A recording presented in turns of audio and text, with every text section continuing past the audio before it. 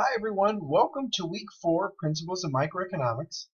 For this week we're going to be reading chapter 9, chapter 10, and 11. We're going to be looking at the different types of market structures and more specifically looking at their characteristics of the market. The first market structure we're going to evaluate is perfect competition. Perfect competition is characterized with a market structure where there are many buyers and sellers selling products that are identical or homogeneous. These firms are going to be classified as a price taker, and what that means to be a price taker is firms will have to take the market price that's being charged in the market. Firms will not be able to charge any different price because of the struggle of their ability to actually raise prices on products that look identical.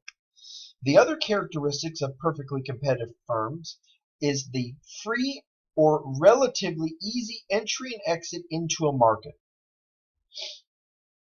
When we look at a firm in a perfectly competitive market, it's referred to as the price taker, as I said before, because it has no real influence on the price. It can sell any amount at the market clearing price. Now, if the firm wants to take the price as it is as its selling price, that's fine. But if the firm wants to raise the price, no one will buy the product because buyers will now be able to buy a cheaper product at a lower price because of the products that are identical. Now, when you look at this graph, you'll notice that this is the industry graph right here. You'll notice this is the supply and demand right here in the market, and this supply and demand right here will tell us what the firm will be producing at. So that means the demand, the price, the average revenue, and marginal revenue all will equal the same. That's very important to evaluate for a market. When we look at what happens here, if you look at an industry and you notice that the demand increases, so we started right here at D1, now demand increases to D2, you'll notice that we're at a higher equilibrium. When we're at a higher equilibrium, you'll notice that the firm will now be taking this higher market price.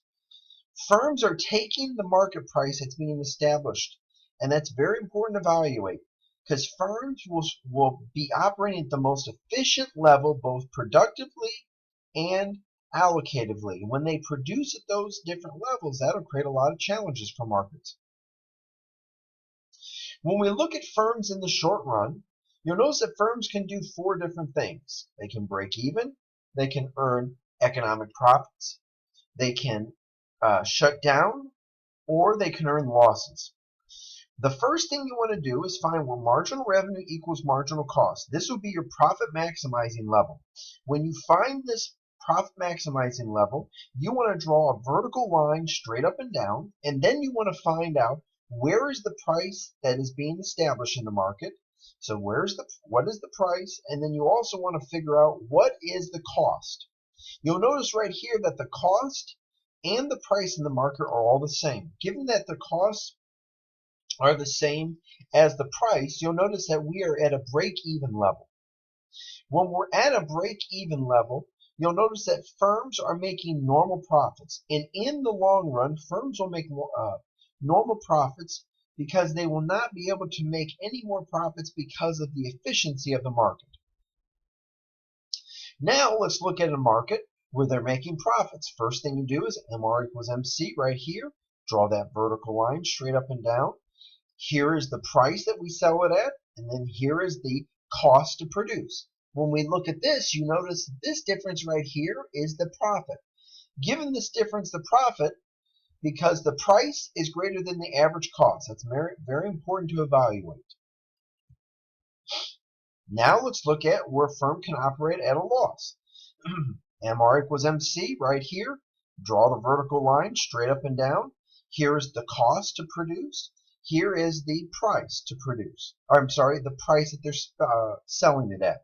You notice that the costs are higher than the price, which means that they are operating at a loss. Now, the shutdown decision, you have many different things. And the thing that I find important with this graph is you should look at each price level and determine what's going on. So if we determine MR, which is one of the price levels, so MR equals P equals AR equals D, you'll notice that right here, profit maximizing point, you'll notice that we're operating at profit. If we're at this point, MR equals MC right here, we're operating at a break-even or normal profit level. If you look at this point right here, we're at our lowest, where MR equals MC right here. You'll notice that we're at our lowest ABC point. That is our shutdown point. So firms should shut down at this point right here.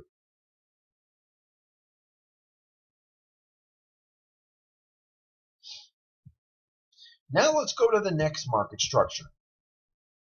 The next market structure is looking at monopolies. When we look at monopolies, monopolies are focused on the sole supplier of a good or service. Given that monopolies are the sole supplier of a good or service, you'll notice that monopolies are regulated by the government because of the lack of competition. Monopolies will face a lot of struggles when they're regulated by the government. One of the reasons why monopolies will face a struggle is the government will regulate them on certain aspects. And when we look at monopolies, they are classified as a price maker. So monopolies set the price that they want to set in the market as a price maker, whereas other firms will be classified as a price taker or will have to advertise to bring about changes in the market.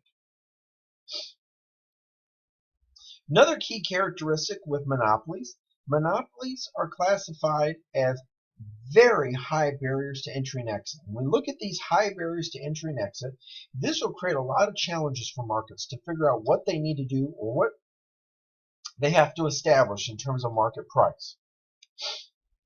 When you look at a demand curve and you look at the marginal revenue curve, they're not equal like they are in a perfectly competitive firm. In this market, you'll notice that the demand will always be higher than the marginal revenue curve. When it's higher than the marginal revenue curve, that means each firm has to sell. To sell an additional unit, they have to lower their price. So now let's go back to this profit maximizing point. First thing you need to do is find where MR equals MC, draw the vertical line right here. This will show us the price that's being charged in the market. This will show us the costs that are being supplied in the market. You'll notice here's the price that's being charged, and here's the cost. You'll notice that this will be profit. When profit exists in the market, this is an opportunity for monopolies to extend the amount that they're producing in the market. One of the key things with monopolies is monopolies are classified as price discrimination, or they do a practice called price discrimination. And what you look at with price discrimination is monopolies will be focused on charging different prices to different buyers from the same goods, which is a legal aspect for them to do, but there's a lot of challenges they're going to face in the market.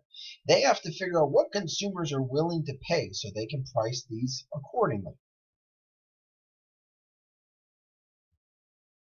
And let's go to the last market structure. Last market structure is monopolistically competitive. Monopolistically competitive markets are a market structure that's focused on advertising because they need to make their products different. When you look at monopolistically competitive firms are going to have very low barriers to entry and exit. They're going to be selling products that are slightly differentiated. Advertising marketing will be key to those products. The other key thing to look at with monopolistically competitive firms is they need to advertise. And when they advertise in the market, that'll allow them to bring in more business through advertising. Advertising is very important in these markets. They will struggle in the long run to produce economic profits. So in the short run, they will be able to make the four situations: losses, profits, break even, and shutdown. But in the long run, they will break even. And the reason they'll break even is the relatively ease of entry into and out of the market.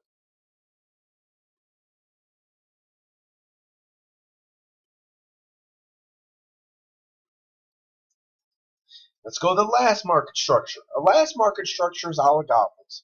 Oligopolies is a market structure that's characterized by selling a product that's very similar, that firms will be watching each other to make decisions and make pricing decisions. Given that there's few firms in the market, they will struggle to bring about many market changes. When we look at this, you'll notice that firms will be making a lot of changes. And when we look at these firms and how they make changes, you'll notice that Firms in this market structure will need to make strategic output decisions based off what other firms are doing in the market. And when they're making these key output decisions, that is critical to our economy. So here, these are the reviews of the market structure that we focused on. If you have any questions or need additional resources, please let me know as I look forward to your efforts.